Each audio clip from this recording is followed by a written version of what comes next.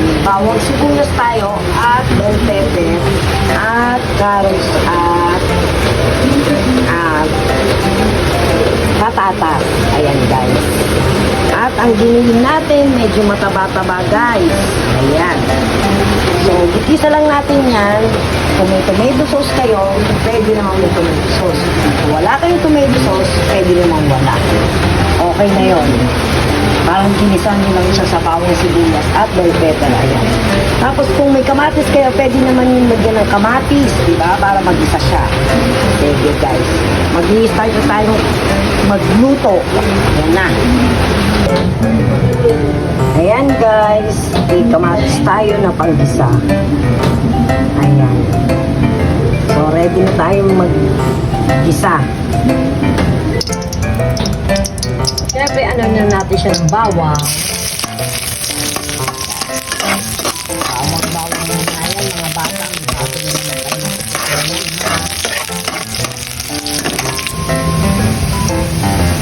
Siyempre, ang sibuyas.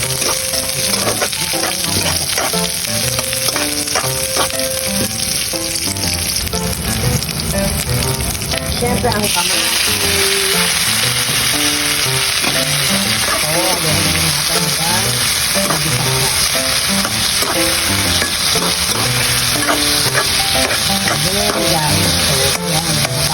Bawang sibuyas, kamatis. Isa lang natin ito. Ilalagay pa tayo dyan maya-maya. Siyempre guys, lagay na natin ang bell pepper.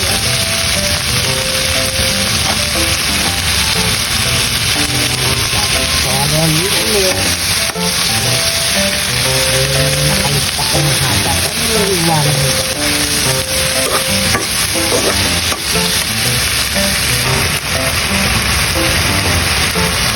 Tapos, lagyan na natin ang giniling natin.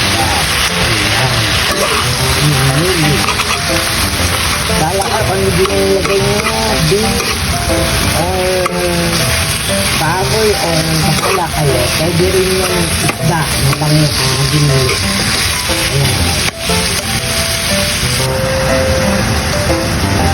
Tapos lagyan natin siya ng paminta. Yung durog guys pa.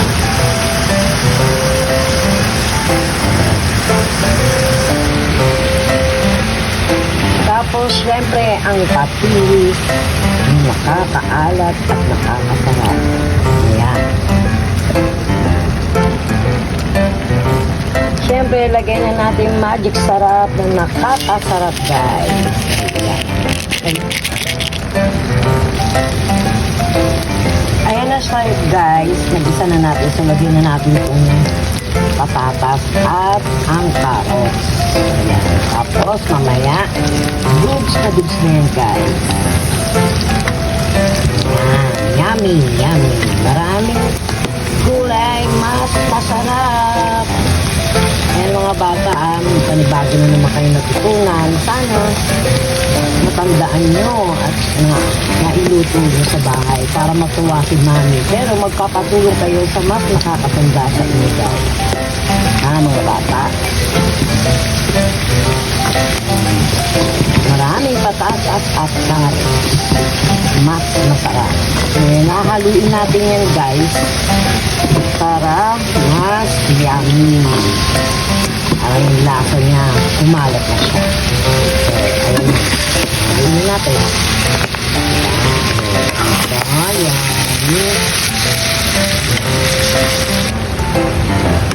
Ayan na guys. Bigs na. Pwede na tayo kumain. Tara, kain na tayo guys. Yummy, yummy. Giniling.